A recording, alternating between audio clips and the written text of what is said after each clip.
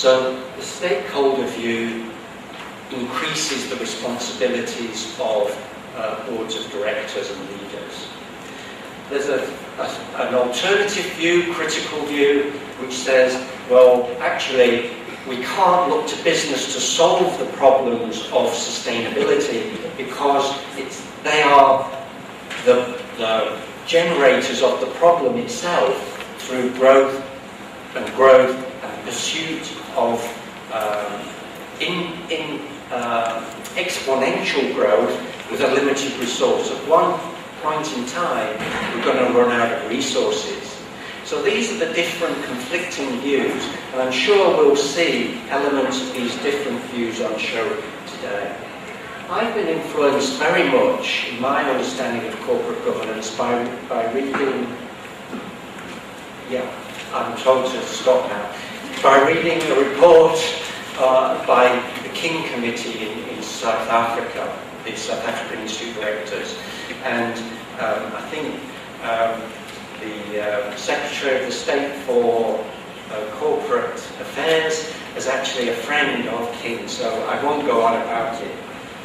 But he did start one of his chapters of his report with the South African words Ubuntu, Ubuntu, Ubuntu, which is very difficult to translate into our language, but it means generally, I am because you are because we are. We're all in this together. And I'm looking forward to hearing from everybody here about their views on corporate governance. We have a lot to learn, and I'm looking forward very much to that learning process. Let me now welcome Dr. Sharif Assaghir, President, NAPSI, to share his thoughts on networking in corporate governance. Honorable guests, my friend and very respectable Professor R.K. Mishra, guests on the dais, ladies and gentlemen, good morning. I think the world today is going through a crisis, and it is a real crisis, and that crisis is the crisis of government. Whether it is at state level, whether it is at corporate level, or any other level, I think we are going through a turbulent time. Here we are trying to discuss this turbulence, and in this volatile time, what we can do with respect to establishing good governance across the board. Ladies and gentlemen, when we talk about governance, the word governance, of course, is not a very long-standing word or a term we use. But the actual essence of governance we can find in ancient literature, what Stuart actually told us a few minutes ago about Aristotle. But prior to that, we also actually heard about governance from Kautilya in his Arthashastra. And when we actually go back even further and talk about Rig and some Vedas, and they also talked about governance, and in terms of spirituality, in terms of goodness, humanity, and ethics, what we need to maintain in our daily life as well as in our work life. So given that governance is a premise, governance is a term, governance is a phrase that we have been actually encountering every day in our lives. One thing that is important in this critical juncture, beyond the GFC, global financial crisis, where it was never felt so intensely before that we need better governance. And the entire definition of governance, the entire emphasis of governance in the 21st century literally changed because of the onslaught of global financial crisis. Smaller government,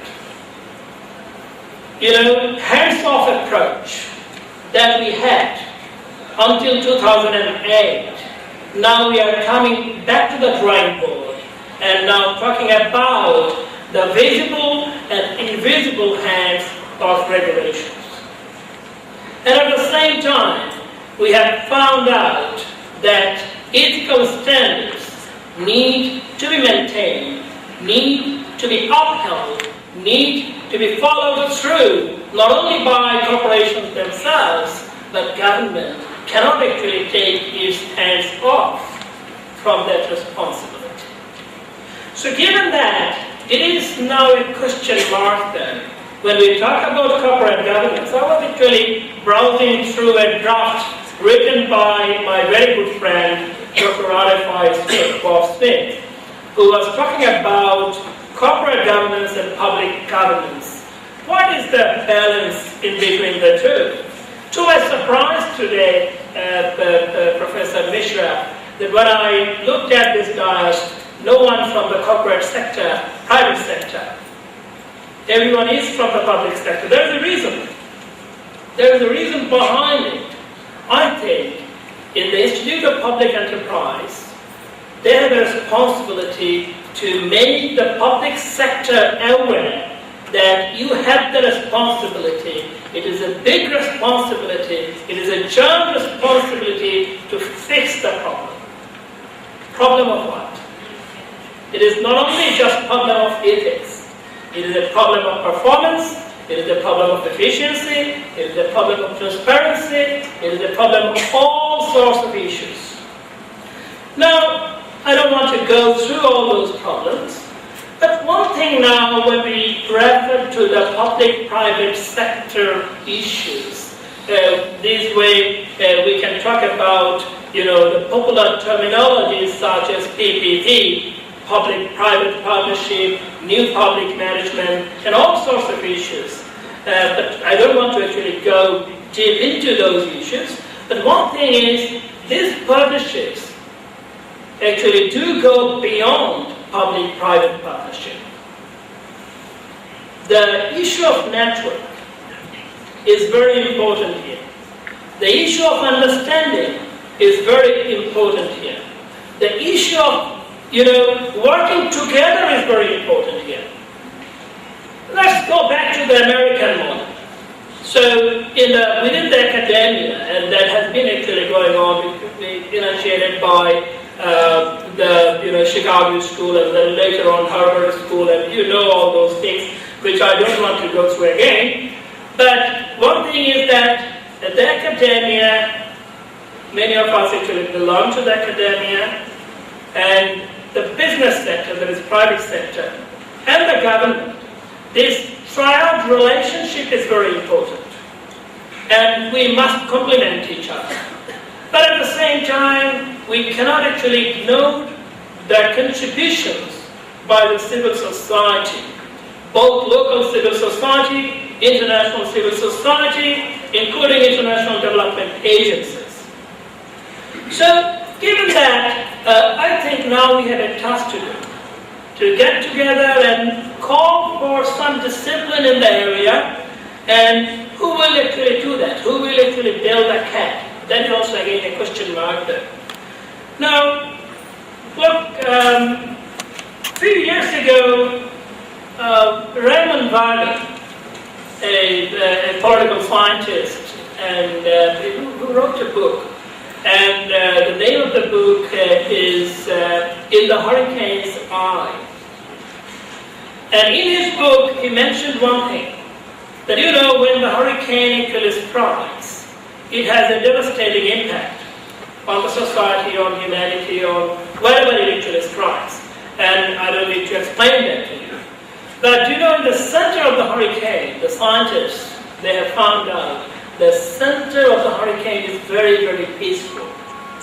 If you manage to actually put a glass of water up right there, it will not even spill a single drop of water from the glass until it actually strikes, when the glass and water will be disintegrated in such a manner that you would not even know whether it existed. Varden expressed a clear warning about it. That yes, nowadays what we see, the ostensibly very good relationship between the business and government and the civil society, if we cannot fix some of the problems, including the social responsibilities by the corporations and by the government, then we are in trouble. My classic example, actually, I'm not talking about Slumdog Millionaire, but the classic example is Mumbai. If you go to Dharavi, and you will see that out of 21 million people in Mumbai, almost 15 million actually live in Dharavi. The stark difference between the lifestyle of people there is significant. And that is not only, I'm not talking about India, the Hurricane Katrina that actually opened our eyes in the US, in New Orleans, where we saw the real face of poverty. Government has something to do with it. It took 5 days for the American government to respond to it. People starved, people actually cried, people didn't have any help. We are talking about governance, my friend. And this governance is very important that we take care of it. Carl Polanyi, in his book, Great Transformation, did talk about this particular issue. Corporations, governments, and of course, the societies, rich people, those who can afford to support, all have responsibilities.